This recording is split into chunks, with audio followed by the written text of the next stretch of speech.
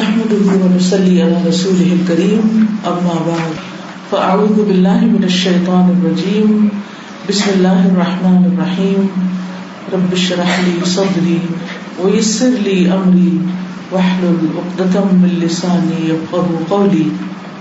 قرآن مجید میں اللہ سبحانہ وتعالیٰ فرماتے ہیں قد افلح من تزكى وذكر اسم ربه فصلى بل تؤثرون الحياة الدنيا والآخرة خير وأبقى إن هذا لفي الصحف الأولى صحف إبراهيم وموسى. قد افلح یقیناً فلاح پا گیا کون؟ من تزکا جس نے تزکیہ کیا، پاک کیا، وذکر اسم ربہ اور اپنے رب کا نام یاد کیا، ذکر کیا، فصلی پھر نماز پڑھی. ایسا شخص جس کے اندر یہ 3 کوالٹیز تھی وہ کامیاب ہو گیا. لیکن ان 3 کاموں کے کرنے کی بجائے ہم اپنا وقت، اپنی جوانی، اپنا مال، تن، من، دھن کس کام میں لگاتے ہیں؟ اللہ سبحانہ وتعالیٰ فرماتے ہیں بل تؤثرون الحیات الدنیا، بلکہ تم دنیا کی زندگی کو ترجیح دیتے ہو، تمہاری پرائرٹی دنیا ہے. والآخرۃ خیر وابقی، حالانکہ آخرت بہتر ہے اور زیادہ باقی رہنے والی ہے، ہمیشہ ہمیشہ کے لیے ہے. ان ھذا لفی الصحف الاولی، بے شک یہ بات پہلے صحیفوں میں بھی ہے. صحف ابراہیم و موسیٰ، ابراہیم اور موسیٰ علیہ السلام کے صحیفوں میں، ان کی کتابوں میں بھی یہی تعلیمات ہیں. گویا یہ یونیورسل تعلیمات ہیں کہ جو ہر دور کے انسانوں کے لیے. حقیقت یہ ہے کہ ہر شخص ہم میں سے کامیابی چاہتا ہے، دنیا کی بھی چاہتا ہے، اور مسلمان ہونے کی حیثیت سے ہم آخرت کی بھی کامیابی چاہتے ہیں. تو آپ سب جانتے ہیں کہ کامیاب ہونے کے لیے انسان کو کچھ کرنا پڑتا ہے. صرف ایک آرام کی زندگی گزار کے اور من موجی کر کے انسان اپنے مقاصد کو نہیں پا سکتا. کوئی بھی چیز جب آپ دنیا میں حاصل کرنا چاہتے ہیں تو اس کے لیے آپ کو کچھ کرنا پڑتا ہے، کچھ قربان کرنا پڑتا ہے، کچھ دینا پڑتا ہے، اس کے بعد آپ کو کچھ ملتا ہے. مثلاً آپ اپنے گارڈن میں ایک آم کا درخت چاہتے ہیں کہ جو پھل دے، تو یہ صرف سوچنے سے نہیں ہوگا، صرف تمنا اور آرزو کرنے سے نہیں ہوگا، بلکہ اس کے لیے آپ کو زمین تیار کرنی پڑے گی، اس میں آم کا بیج بونا پڑے گا، پھر اس کی کیئر کرنی پڑے گی، پھر اس کی پیوندکاری کرنی پڑے گی، اس کی دیکھ بھال کرنی پڑے گی. ہمیشہ اس کا مسلسل جائزہ لیتے رہیں گے کہ کیا یہ درخت صحیح طور پر بڑھ رہا ہے، نشو و نما ہو رہی ہے اس کی یا نہیں ہو رہی. اور جہاں کوئی کمی بیشی آپ دیکھیں گے آپ اس کی اصلاح کی کوشش کریں گے، چھوڑ نہیں دیں گے حتیٰ کہ وہ پھل دینے لگ جائیں. اسی طرح آپ کوئی ڈگری حاصل کرنا چاہتے ہیں، کوئی پروفیشن کرنا چاہتے ہیں، کسی پروفیشن میں جانا چاہتے ہیں، کوئی بزنس کرنا چاہتے ہیں، گھر بنانا چاہتے ہیں، کچھ بھی کرنا چاہتے ہیں، کوئی بھی آپ کا گول ہے، کوئی بھی آپ کا زندگی میں ایم ہے، مقصد ہے. اپنے بچوں کو کچھ بنانا چاہتے ہیں، جیسے بہت سے ماں باپ کی خواہش ہوتی ہے کہ ہمارے بچے ہم سے بھی زیادہ کامیاب زندگی بسر کریں. تو ان سب چیزوں کے لیے ہم جانتے ہیں کہ بہت سی مسلسل محنت، کوشش اور قربانی کرنی پڑتی، جب جا کے انسان کو اپنے خوابوں کی تعبیر ملتی ہے. ایسا ہی معاملہ آخرت کا بھی ہے. آخرت میں کامیاب ہونے کے لیے بھی انسان کو کچھ کام کرنے کی ضرورت ہے، اور مرتے دم تک کرنے کی ضرورت ہے. اور جو انسان وہ کام کر لیتا ہے وہ اللہ سبحانہ تعالیٰ کی رضا پا لیتا ہے. اب ان آیات میں جو کام ہمیں بتائے گئے ہیں، قرآن مجید میں بہت جگہ کامیابی کے نسخے بتائے گئے ہیں. ہمیں قرآن مجید شروع ہی ہوتا ہے، آغاز ہی ہوتا ہے سورۃ البقرہ کا، تو اس میں مفلحون کی صفات بتائی گئی، وَأُولَئِكَ هُمُ الْمُفْلِحُونَ. سب اس آیت کو تو جانتے ہیں کیونکہ شروع کی آیتیں کافی پڑھی بھی جاتی ہیں. تو کون ہے مفلحون؟ پھر ان کی صفات پیچھے بتائے گی کہ کیا کیا وہ کرتے ہیں. 18ویں پارے میں بھی ہم دیکھتے ہیں کہ اللہ تعالیٰ فرماتے ہیں قد افلح المؤمنون الذین هم فی صلاتهم خاشعون والذین هم عن اللغو معرضون and so on. وہاں بھی کچھ صفات بتائی گئی کہ اب آپ دیکھیے کہ جب ہم کچھ بھی حاصل کرنا چاہتے ہیں تو اس کے لیے لازم ہوتا ہے کہ انسان مطلوبہ محنت اور کوشش کرے. اس وقت میں باقی آیات کو تو نہیں سامنے رکھوں گی، لیکن اس صورت میں جو 3 مختصر کام کرنے کے لیے ہمیں بتایا گیا ہے ان کو پلے باندھ لیجیے. اور آج کی اس مجلس میں اپنے لیے، آپ سب کے لیے یہی یاد دہانی کرانی مقصود ہے. اور یہ 3 چیز، زیادہ باتیں ہوں تو انسان بھول بھی جاتا ہے، بس 3 باتیں یاد رکھنی ہیں جن کا ان آیات میں ذکر ہوا ہے. اس میں سب سے پہلی چیز قد افلح من تزکا، وہ کامیاب ہو گیا جس نے تزکیہ کیا. تزکیہ کا لفظ جو ہے یہ زکوٰۃ سے پاک کرنا.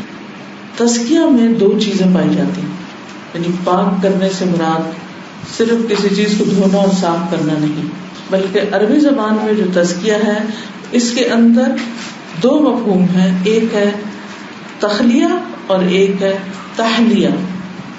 تخلیہ کا مطلب ہے خالی کرنا، اور تحلیہ کا مطلب ہے زیور پہنانا، بیوٹیفائی کرنا، خوبصورت بنانا. تو جب ہم تزکیہ کرتے ہیں، اپنے نفس کا تزکیہ، اپنے قلب کا تزکیہ، تو ہمیں 2 چیزیں کرنی ہیں. نمبر 1، اپنے دل کو، اپنے خیالات کو، اپنے نفس کو ہر اس چیز سے خالی کرنا. تخلیہ کا مطلب خالی کرنا، خالی ہونا. ہر اس چیز سے خالی کرنا ہے، اس کو نکالنا ہے کہ جو ہماری روحانی ترقی، ہماری کامیابی میں رکاوٹ ہے، اللہ سبحانہ تعالیٰ کے قریب ہونے میں رکاوٹ ہے. ہمیں اپنے ایمان، اپنی عبادات، اپنے روزمرہ کے معاملات، ان سب چیزوں میں ہم نے غور کرنا ہے کہ کون کون سی چیزیں ایسی ہیں جو ہم کر رہے ہیں جبکہ ان کو نہیں کرنا چاہیے. کون سی چیزیں ایسی ہیں جو ہماری عبادات میں ہیں، ہمارے اخلاق میں ہیں، جو ہونی چاہیے اور جن کو ہم نہیں کر رہے یا جو نہیں کرنی چاہیے. اب آپ دیکھیے کہ ہمیں کیسے پتہ چلے گا کہ ہمیں کیا کرنا چاہیے اور کیا اپنی زندگی سے نکال دینا چاہیے. اس پر مکمل رہنمائی ہمیں قرآن و سنت دیتا ہے کہ ہم نے اپنے آپ کو کن کن چیزوں سے یا اپنے اندر سے کیا کیا چیزیں نکال کر ان کو خالی کر دینا، وہ نہیں رکھنی. عقیدے میں شرک، کوئی بھی چیز جو شرک سے متعلق ہے. پھر اسی طرح عبادات میں ہر وہ چیز جو عبادت کو باطل کرنے والی ہے، جس سے وہ عبادت قبول نہیں ہوتی.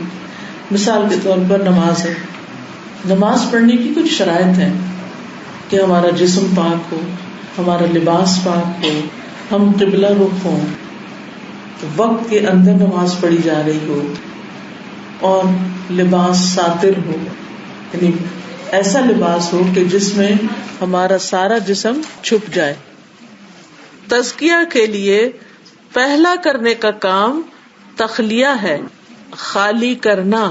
اپنے آپ کو، اپنی سوچوں کو، اپنے عقائد، اپنی عبادات، اپنے معاملات کو ہر اس چیز سے خالی کرنا جو ناپسندیدہ ہے، جو اللہ سبحانہ تعالیٰ کو پسند نہیں، جو مطلوب نہیں، ان کو نکالتے جانا ہے، نکالتے جانا ہے. جیسے آپ دیکھیے ہماری روزمرہ زندگی میں جو بھی ہمارے کام ہوتے ہیں، ان کاموں میں ہم اس اصول پر عمل کر رہے ہوتے ہیں. مثلاً اگر آپ یہ چاہتے ہیں کہ آپ کا گھر صاف ستھرا، neat and clean, spick and speak ہو، تو پھر آپ کیا کرتے ہیں؟ صرف ضروری چیزیں رکھتے ہیں، یا جو چیز ایک دفعہ گھر میں آ گئی اور وہ جتنی مرضی پرانی ہو جائے اور جیسی مرضی کباڑ خانہ بن جائے، ہم نے اس کا نکالنا نہیں. کیا کرتے ہیں؟ ہر فالتو، ٹوٹی پھوٹی، خراب، بد شکل، پرانی، ناپسندیدہ چیز سب نکالتے رہتے ہیں. ہر روز ہم گھر کی صفائی کرتے ہیں، پھر ہر ہفتے بھی کرتے ہیں، پھر مہینے میں بھی، پھر سال میں بھی صفائی صفائی صفائی صفائی. اور کچھ خواتین کو تو ماشاءاللہ صفائی کا جنون ہوتا ہے، کریز ہوتا ہے، اور وہ میری بات بہت اچھی طرح سمجھ رہی ہوں گی کہ میں کیا کہہ رہی ہوں. تو اسی طرح دین کے معاملات میں بھی ہمیں صفائی کی ضرورت ہے، تخلیہ کی ضرورت ہے. ایک صحت مند انسان وہی ہوتا ہے کہ جس کا جسم، جس کے خیالات، جس کے ہر چیز صاف ستھری ہو. یہ پہلا مرحلہ ہے. دوسرا مرحلہ تحلیہ کا ہے، بیوٹیفیکیشن کا ہے. آپ گھر کو صرف صاف اور خالی نہیں کر دیتے، بلکہ کیا کرتے ہیں، اس کی جگہ پر کیا لاتے ہیں، اچھی چیزیں لاتے ہیں، صاف ستھری چیزیں لاتے ہیں. پھر اس کے بعد یہ کہ اس کو سجاتے ہیں، ڈسٹنگ کرتے ہیں، چمکاتے ہیں، پالش کرتے ہیں. یہ عمل تحلیہ کہلاتا ہے. اسی طرح ہمیں بھی اپنی عبادات کو، اپنے اخلاق کو، اپنے معاملات کو، اپنے روزمرہ کے طور طریقوں کو کیا کرنا ہے، خوبصورت بنانا ہے، بیوٹیفائی کرنا ہے. اس کے لیے بھی پھر ہمیں عمل کی ضرورت ہے، پھر کوشش کی ضرورت ہے، کسی ایکشن کی ضرورت ہے، کچھ کرنا پڑے گا. کیا آپ صرف ڈریم کرتے رہیں کہ میرا گھر ایسا اور ایسا خوبصورت، اور اس کے بعد اٹھ کے نہ دیں، کچھ کر کے نہ دیں، کچھ پلاننگ نہ کریں، کچھ کوشش نہ کریں، کچھ لائیں نہیں، کچھ سجائیں نہیں، کچھ رکھے نہیں، کچھ ایسے تو نہیں ہو جائے گا. وہ تو نہیں ہوگا نا، کرنا پڑے گا. اسی طرح ہمیں اپنے دلوں کو ایمان سے مزین کرنا ہے. بھائی اللہ کا شکر ہے ہمارے اندر ایمان ہے، اور ہم نے کیا کرنا ہے. حدیث میں آتا ہے کہ ایمان، آپ دیکھیے کہ حدیث میں آتا ہے کہ ایمان ہمارے پیٹوں میں اس طرح پرانا ہو جاتا ہے جیسے کپڑا پرانا ہو جاتا ہے. اس کو بھی تازگی کی ضرورت ہوتی ہے، یعنی ایمان کو تازہ کرنے کی ضرورت ہوتی ہے. اپنے دل کو ایمان سے سجانے کی ضرورت ہوتی ہے.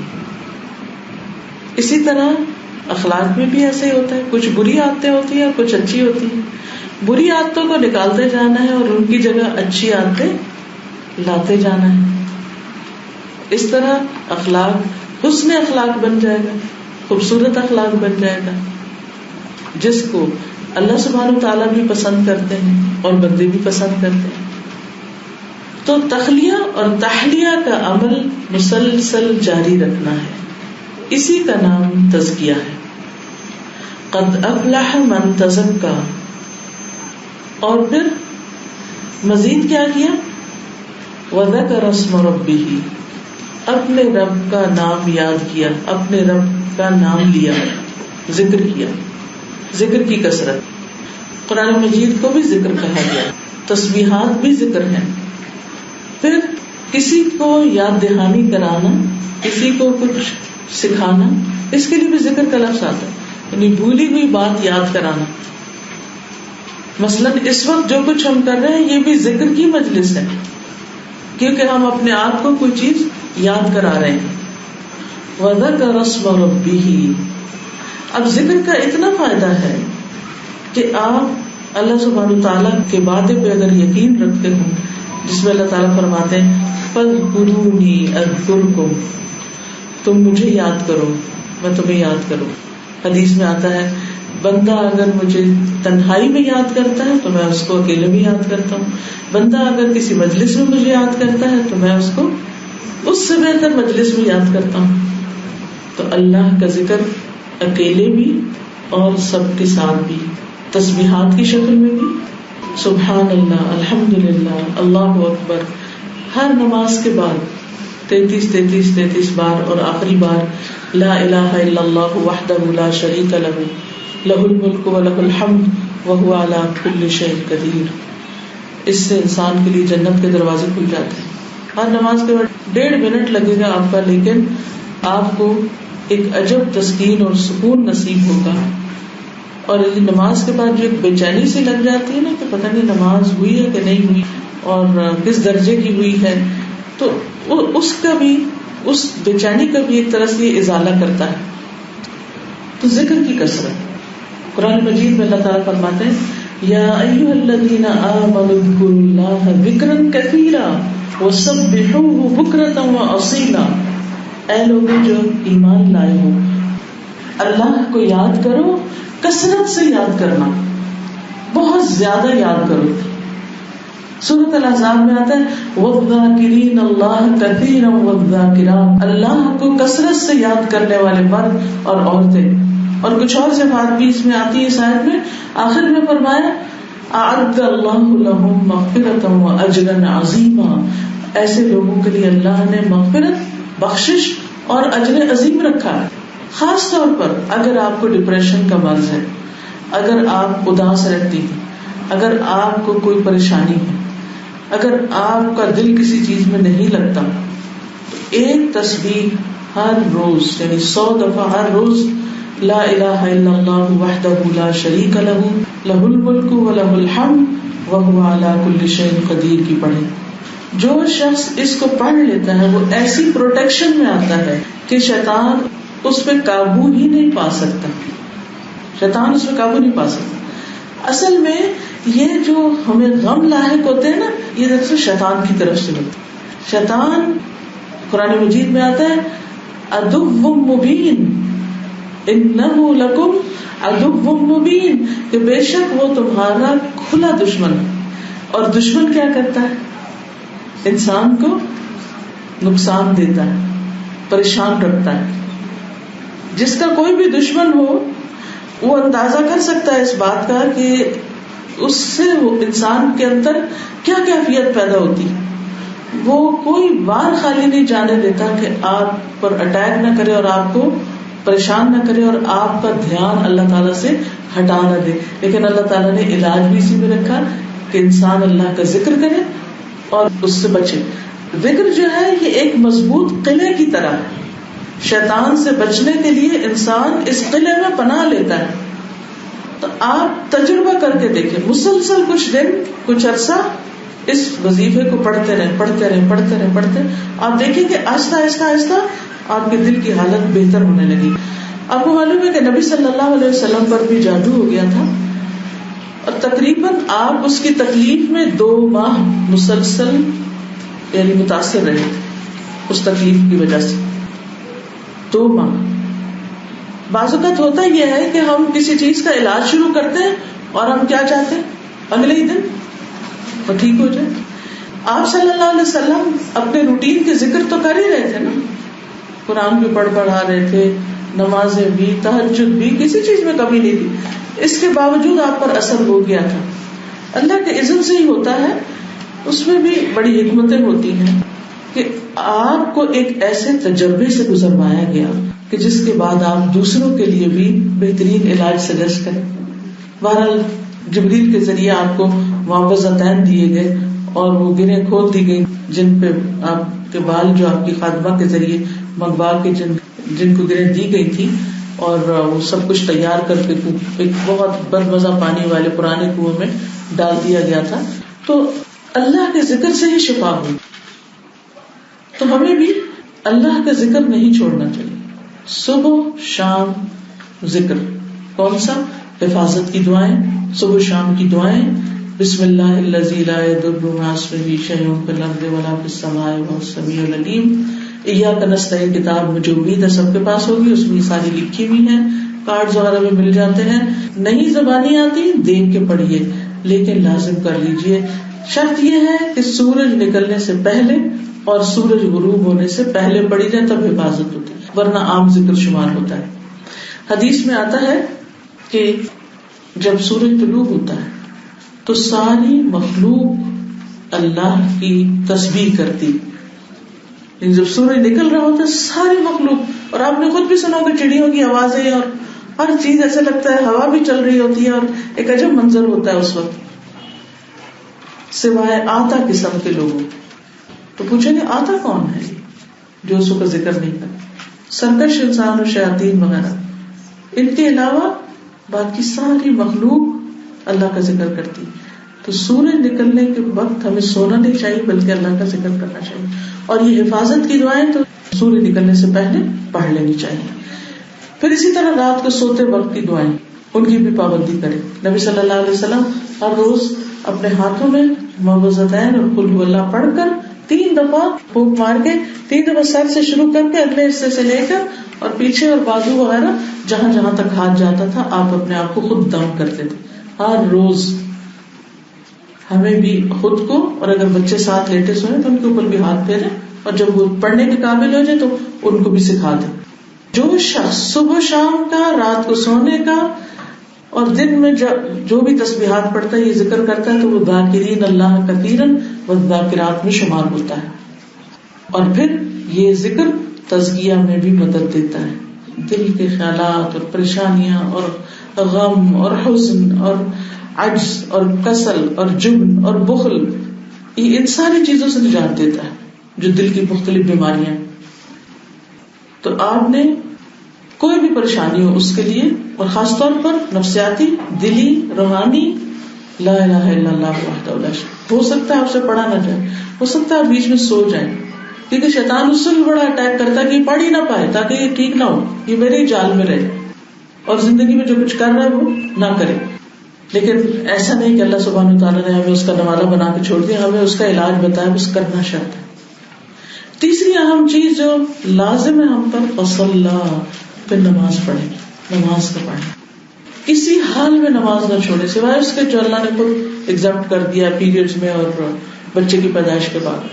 کچھ بھی ہو، کتنی بھی مصروفیت ہو، نماز کے لیے وقت نکالیں، کیونکہ قیامت کے دن پہلا حساب، پہلی چیز جس کا محاسبہ کیا جائے وہ نماز ہے. اگر وہ پوری ہوگی تو باقی آگے چیزیں ہوں. پھر 5 وقت ہم وضو کرتے ہیں، ہاتھ صاف بھی ہو پھر بھی دھوتے ہیں، کلی کرتے ہیں، ناک میں پانی ڈالتے ہیں، چہرہ دھوتے ہیں، بازو دھوتے ہیں، مسح کرتے ہیں، کانوں کا بھی اور سر کا بھی اور پاؤں دھوتے ہیں. تزکیہ ہوا یا نہیں ہوا؟ اور اس کے بعد پھر اللہ کے حضور کھڑے ہو کر نماز ادا کرتے. ہم یہ 3 کام کیوں نہیں کر پاتے؟ بل تؤثرون الحیات الدنیا، بلکہ تم دنیا کی زندگی کو ترجیح دیتے ہو. دنیا دنیا دنیا، گھر، بچے، دوست، احباب، رشتہ دار، اور اب تو بیچ میں ایک موبائل بھی. جس صبح اٹھتے ہی کچھ لوگ پہلا کام آنکھیں ملتے ہوئے کیا کرتے ہیں؟ موبائل کھول لیتے ہیں، اور پھر جب موبائل کھل جاتا ہے تو نمازیں بھی لیٹ اور ذکر کا بھی ٹائم گیا اور بچوں پہ بھی توجہ نہیں اور ہر چیز کے اندر ایک خسارہ. تو اس کو کنٹرول کرنا ہے. پھر اسی طرح اب رمضان آ رہا ہے، اللہ تعالیٰ آپ سے چاہتے ہیں کہ رمضان کے روزے رکھ کر آپ کے اندر تقویٰ پیدا ہو جائے. اور تقویٰ کا مطلب بھی کیا ہوتا ہے؟ بچنا. جیسے عمر رضی اللہ تعالیٰ عنہ نے باہر سے پوچھا تقویٰ کیا ہوتا ہے، انہوں نے کہا کبھی جنگل سے گزرے ہو؟ کیسے گزرے ہو؟ اپنا دامن بچاتے بچاتے. تو رمضان آ رہا ہے، اس میں اپنا گول سیٹ کریں کہ ہم نے ہر بری چیز سے بچنا ہے. خیالات کی خرابی، بدگمانیاں، حسد، جیلسیز، نفرتیں، بغض، عداوت، باہر نکالے سب چیزوں. معاف کریں لوگوں، اللہ آپ کو معاف کر دے گا. دل بڑا کریں. آپ چاہتے ہیں کہ آپ کی رزق میں برکت ہو، آپ کی عمر میں برکت ہو، آپ صلہ رحمی کریں، رشتہ داروں سے اچھا سلوک کریں، ان کی غلطیوں کو معاف کریں، آگے بڑھیں، صلح صفائی کے ساتھ رہیں. تو تقویٰ کے لیے کیا ہے؟ بچنا بچنا بچنا، بچ بچ کے چلنا. زبان کو سنبھال کے رکھنا ہے، کوئی ایسی بات نہیں کرے، غصہ نہیں کرنا، جھوٹ نہیں بولنا، بچوں پہ چیخنا چلانا نہیں، روزہ رکھ کے شور نہیں مچانا، بلکہ اپنی زبان کو کثرت سے اللہ کے ذکر سے تر رکھنا ہے. پھر اور کس بچنا ہے؟ وقت ضائع کرنے سے بچنا ہے. خامخواہ ٹی وی کے آگے بیٹھ گئے، فون پہ بیٹھ گئے، باتیں کرنے لگ گئے، کچھ اور ادھر ادھر کی کتابیں پڑھنے لگے. نہیں، اپنے ٹائم کو بچا کر عبادت پہ فوکس کرنا ہے. بچنا بچنا. پھر اسی طرح کھانے میں بھی ان چیزوں سے بچنا جو آپ کی صحت کے لیے نقصان دہ ہو، روزے کے لیے نقصان دہ ہو. پھر اسی طرح ایسے لباس سے بچنا کہ جس میں آپ کی نماز ہی نہ ہو، جس میں آپ کا سطر ہی نہ ہو. مشکل یہ ہے کہ اب ہمارے یہاں شلواریں تو گئی، جو پاجامے آئے ہیں وہ اتنے ٹائٹ ہوتے ہیں کہ ہپس بھی پورے نظر آ رہے ہوتے ہیں، اور اگر ہم رکوع یا سجدے پہ جاتے ہیں تو ٹخنے بھی، ٹانگیں بھی کچھ کچھ، اور چوک اتنے کھلے ہوتے ہیں کہ وہ اس میں سب کچھ نظر آ رہا ہوتا ہے. اور پھر بعض اوقات سی تھرو ہوتے ہیں، ہم لوگ ایسے لان وغیرہ کے کپڑے پہنتے ہیں اور برانڈس کے بعض اوقات پہننے ضروری کر لیا ہم اپنے آپ کو. اب کیا ہے، اس میں ننگے ہو رہے ہیں، دکھ رہے ہیں، جالی ہے، چکن ہے، کچھ ہے، پتلا ہے، پرواہ نہیں. بچنا ہے اس سے، کیونکہ وہ عورتیں جو لباس پہن کر بھی ننگی رہیں وہ جنت میں نہیں جا سکیں گی، اگرچہ جنت کی خوشبو سینکڑوں میل کے فاصلے پر ہوگی. تو اس لیے ایسے بے حیائی کے لباس سے بھی بچنا ہے. نماز میں اپنا پورا سطر، کیونکہ مصلی میں اگر نماز پڑھی تو صرف ایکسرسائز نہیں، اپنے طریقہ معلوم ہونا چاہیے. اپنا ٹارگیٹ رکھے، میں نے اس رمضان میں نماز کا پروننسیشن ٹھیک کرنا ہے، اس کے معنی پر غور کرنا ہے، خشوع و خضوع اختیار کرنا ہے. پھر اسی طرح زیادہ سونے سے بچنا، زیادہ کھانے سے بچنا، زیادہ میل ملاقات اور ادھر ادھر کی چیزوں سے بچنا. تو بہت سی چیزیں ہیں بچنے کی، بس توجہ رکھنی ہے کہ کیا نہیں کرنا. اور اس کے بعد پھر کیا کرنا ہے اس کی لسٹ بھی کتاب ہے شہر رمضان آپ کے پاس، نہیں تو آپ ایک کاپی حاصل کر لیں، اس میں لکھا ہوا ہے کیا کیا کرنا ہے. تو ہم نے یہ چیزیں کرنی ہے تو ہی اللہ سبحانہ و تعالیٰ جیسے فرمانے بل تؤثرون الحیات الدنیا، دنیا کی زندگی کو ترجیح دیتے ہو، والآخرۃ خیر وابقی، حالانکہ آخرت بہتر بھی ہے اور زیادہ باقی رہنے والی ہے، ہمیشہ کی زندگی. یہ دنیا جس کو ہم نے گھر بنا لیا، یہ گھر نہیں ہے، یہاں گھر نہیں ہے. یہ ساری چیزیں کیا ہے دراصل ہمارے لیے ایک امتحان ہے. یعنی جن گھروں میں ہم رہ کے مطمئن ہیں بہت جلد چھوڑ جانے والے ہیں. کتنے ہی لوگ ایسے ہیں گھر بناتے ہیں لیکن رہنا نصیب نہیں ہوتا. کتنے ہی ایسے ہیں جو چند سال، آپ دیکھیے ہم میں سے جو لوگ جب تک پیسے جمع کرتے کرتے گھر بناتے ہیں اور گھر بنا چکتے ہیں، اس کے بعد زیادہ سے زیادہ کوالٹی لائف کتنی ہوتی ہے؟ 10 سال 20 سال کتنی، اور اس کے بعد بڑھاپا، دوسروں پہ ڈیپینڈنٹ، بات ختم، زندگی ختم. بل تؤثرون الحیات الدنیا والآخرۃ خیر وابقی ان ھذا لفی الصحف الاولی صحف ابراہیم وموسیٰ. تو انشاءاللہ میری دعا ہے اللہ آپ کو بہترین اعمال کی توفیق دے گا اگر آپ نے اپنی نیتوں کو اور اپنے ارادوں کو مضبوط کر لیا ہے، تیاری شروع کر دی ہے، ذہنی تیاری، عملی تیاری کہ رمضان کو بھرپور طریقے سے اس سے فائدہ اٹھانا ہے، بہترین اچھے کام کرنے ہیں، قرآن سننا، کیونکہ تزکیہ کے لیے قرآن کا سننا اور پڑھنا اور سمجھنا وہ بھی بڑا ضروری ہوتا ہے. اللہ سبحانہ وتعالیٰ آپ سب کو صحت عافیت عطا کرے، آپ کی کوششوں کو قبول کرے، آپ کے اوقات اور زندگی میں برکت ڈالے، آپ کی اولاد کو آپ کی آنکھوں کی ٹھنڈک بنائے، اور دنیا کے ساتھ ساتھ آخرت جو ہے اس کو ہماری ترجیح بنا دے کہ جو کچھ کرنا ہے وہاں کے لیے کرنا ہے، اس گھر کے لیے کرنا ہے، کیونکہ یہاں تو ہمیشہ رہنا نہیں، جہاں رہنا ہے اس کے لیے سامان آگے بھیجیں اور تیاری کر کے رکھیں. اللہ تعالیٰ آپ سب سے راضی ہو. آخر دعوانا الحمد للہ رب العالمین. سبحانک اللہم وبحمدک، اشہد ان لا الہ الا انت، استغفرک واتوب الیک. السلام علیکم ورحمۃ اللہ وبرکاتہ.